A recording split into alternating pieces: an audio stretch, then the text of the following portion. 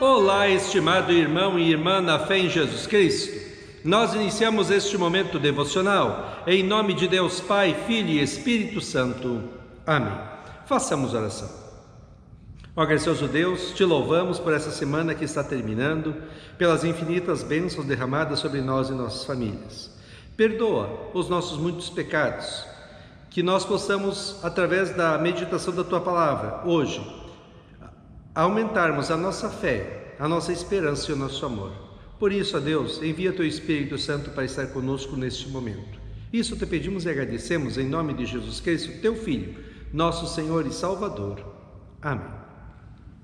Que a graça, a paz e o amor daquele que veio, daquele que vem e daquele que virá em glória, Jesus Cristo, nosso Senhor e Salvador, permaneça hoje e para sempre com todos vocês.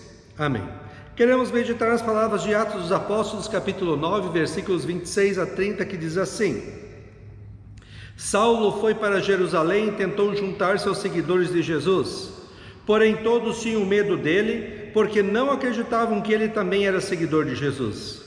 Então Barnabé veio ajudá-lo e o apresentou aos apóstolos. Ele lhes contou como Paulo tinha visto o Senhor no caminho e como o Senhor havia falado com ele.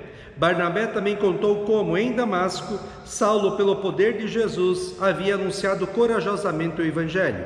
Depois disso, Saulo ficou com eles, andando por toda parte em Jerusalém, e pelo poder do nome do Senhor, ele anunciava corajosamente o Evangelho. Ele também conversava e discutia com os judeus que tinham sido criados fora da terra de Israel, mas eles procuravam um jeito de matá-lo.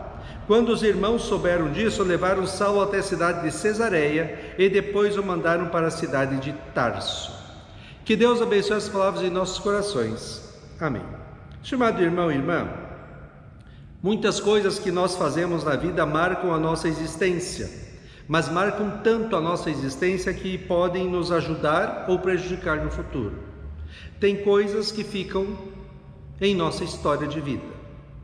Veja, por exemplo, o apóstolo Paulo. Ele tinha uma ficha corrida e muitas pessoas o conheciam como aquele homem que perseguia violentamente os cristãos.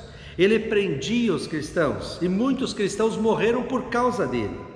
Ele ficou conhecido na região e temido pelos cristãos como um perseguidor de cristãos. Agora ele está em Jerusalém, o centro e o início da igreja cristã. E lá a perseguição começou também com o apóstolo Paulo junto.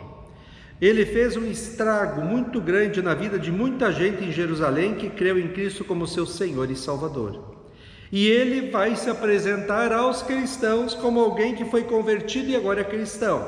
Lógico que muitos duvidaram dele. Como poderia um homem tão contra a fé em Cristo agora se dizer cristão? Será que Paulo não estava usando uma estratégia para se juntar aos cristãos, conhecê-los e depois prendê-los? O interessante na história de Paulo é que Deus sempre teve gente que foi colocado junto do apóstolo Paulo para ajudá-lo nesse processo de transformação em cristão. Depois de um encontro maravilhoso com Jesus no caminho para Damasco, Paulo vê que o caminho que ele seguia, perseguindo a igreja, era errado e passa a crer em Jesus Cristo como seu Senhor e Salvador. Em Damasco, Deus envia Ananias, um cristão consagrado que vai até ele por mandato de Jesus, fala sobre Jesus com ele, batiza o apóstolo Paulo e o acolhe entre os cristãos. Lá em Damasco, Paulo fica 3 anos anunciando corajosamente para todos que Jesus Cristo é o caminho, a verdade e a vida. A salvação só vem pela fé nele. E por isso muitos judeus tentavam matá-lo ao ponto de ele precisar fugir num cesto baixado pelas muralhas de Damasco. Em Jerusalém, que agora ele está, ninguém acreditou nele. Mas aí apareceu, mandado por Deus, o Barnabé, um outro cristão consagrado, respeitado por todos, e ele fala para todos os cristãos que o apóstolo Paulo era sincero, que ele passou de perseguidor de cristãos agora a ser um cristão consagrado e dedicado, e os cristãos o acolhem na comunidade. Tá, Mas e o passado do apóstolo Paulo? E as coisas ruins que ele fez, os pecados que cometeu, a perseguição que ele fez, como fica? Em primeiro lugar, para Deus não fica nada. Quando Deus perdoa um pecador, Ele esquece tudo de errado que ele fez no passado. É como se tudo fosse apagado de sua história e começa do zero. Veja o que Deus nos diz sobre o seu perdão em Hebreus 8:12. Pois eu perdoarei os seus pecados e nunca mais me lembrarei das suas maldades. Isaías 43:25. Mas eu mesmo sou o seu Deus e por isso perdoo os seus pecados e os esqueço. Também foi legal o jeito que a igreja acolheu, perdoou e nunca mais falou do apóstolo Paulo sobre os seus erros do passado. É assim que Deus quer que nós hajamos nesse mundo como cristãos. Como Deus nos amou e perdoou todos os pecados que nós cometemos, e são muitos, através de Jesus Cristo, o seu Filho que veio ao mundo, sofreu na cruz todo o castigo, ira e culpa de Deus em nosso lugar e conquistou para todos nós o perdão dos pecados, a vida e a salvação eterna. Assim também nós podemos e devemos amar e perdoar as outras pessoas como Deus nos perdoa e ama. Lembrei agora de uma parábola ou história que Jesus contou em Mateus 18:23-35, onde um homem devia muito dinheiro ao rei, era uma fortuna impagável. E quando chega perante o rei por amor, por compaixão, perdoa a sua dívida. Na saída da presença do rei, este homem que foi perdoado encontra um outro homem que devia um dia de trabalho para ele, nada. E ele, em vez de perdoá-lo, coloca este homem na cadeia. O rei, quando sabe disso, fica muito revoltado, chama este homem e diz: mas como pode? Eu te perdoei toda a dívida e você não foi capaz de perdoar essa pequena conta que este outro homem devia para você? Pois agora você vai na prisão e vai ficar lá até pagar toda a sua dívida. Como o apóstolo Paulo, foi diferente tudo o que aconteceu.